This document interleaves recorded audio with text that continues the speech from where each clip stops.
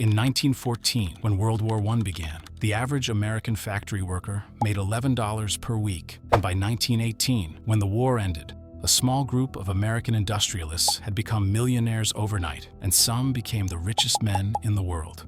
Andrew Mellon's aluminum company supplied the planes, and his wealth tripled, and the DuPont family sold gunpowder and explosives, and their profits increased by over 1,000% in 4 years. And J.P. Morgan financed Britain and France's war effort and collected interest on billions of dollars in loans. 10 million soldiers died, and entire countries were destroyed. Yet a handful of men became unimaginably wealthy, and this was not an accident, and this was not luck. This was the business model. War is the most profitable enterprise in human history, and every major conflict in the last century has created a new class of billionaires, and they do not fight the wars. They finance them, they supply them, and they profit from them while the rest of the world burns. This is the story of how war became an industry, and how the people who start wars are rarely the ones who pay the price, and how every bomb dropped, every soldier deployed, and every city destroyed makes someone richer. Welcome to Paper Empires, where fortunes are built on lies. How war became business. In 1961, President Dwight Eisenhower gave his farewell address, and he warned the American people about something he called the military-industrial complex. Eisenhower was a 5-star general. He commanded Allied forces in World War II. He knew war better than almost anyone alive. And he said this: "We must guard against the acquisition of unwarranted influence by the military-industrial complex. The potential for the disastrous rise of misplaced power exists and will persist." He was warning that war had become an industry, and that the companies that build weapons, and the politicians who approve the budgets, and the generals who plan the wars, all had a financial interest in keeping wars going. This was not conspiracy theory. This was a sitting president who had spent his entire life in the military, telling the American people that war was no longer about defense, it was about profit. And he was right. By the time Eisenhower left office, the defense industry in the United States employed millions of people, and it generated billions of dollars in revenue. And it had become so powerful that entire regions of the country depended on it for jobs and economic survival. If peace broke out, the economy would collapse, and the military-industrial complex knew this, and they made sure peace never lasted. World War I was the first modern industrial war, and it was the first war where corporations made more money than countries.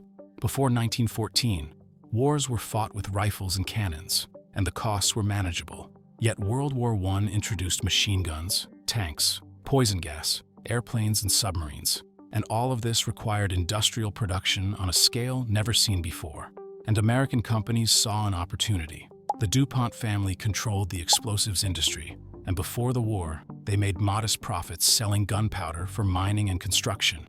Yet when the war started, demand exploded, and Britain and France needed millions of pounds of explosives, and DuPont supplied them. Between 1914 and 1918, DuPont's profits increased from $5 million per year to $58 million per year, and the family became one of the richest in America. Bethlehem Steel supplied armor plating for warships, and their stock price increased by 500% during the war. J.P. Morgan became the official purchasing agent for Britain and France, and he arranged the sale of American goods to the Allies.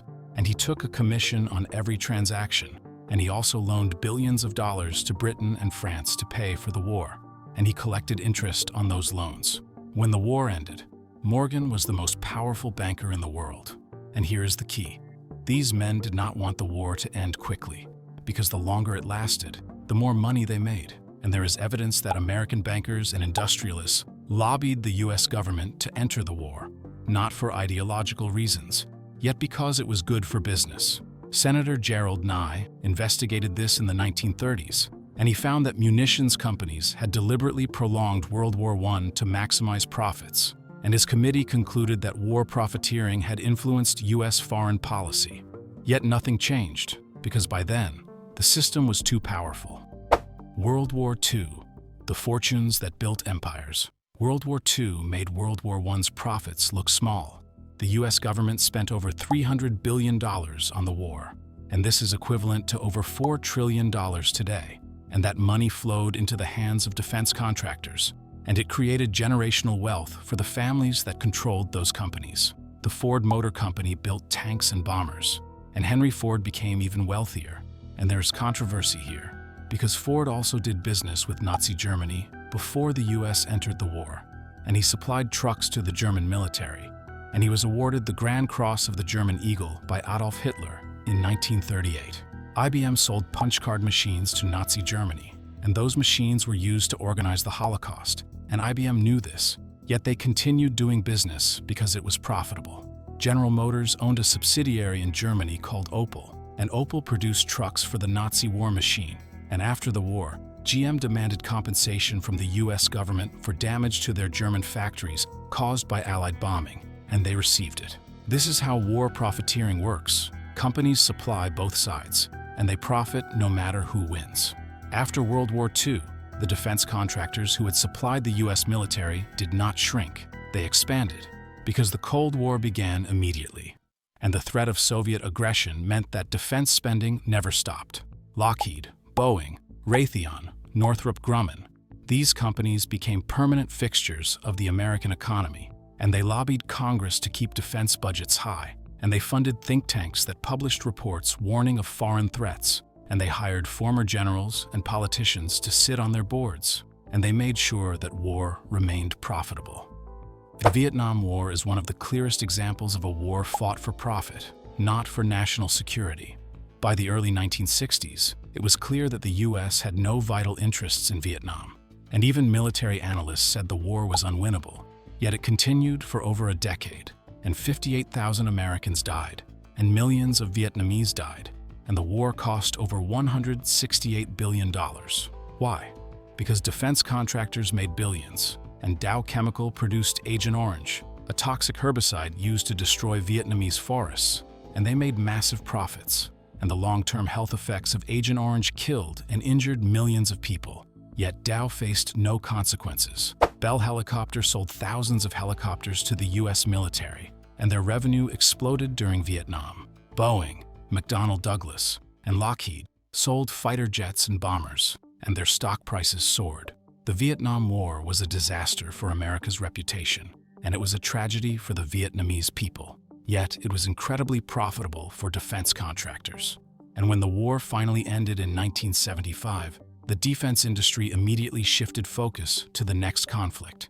There is always a next conflict.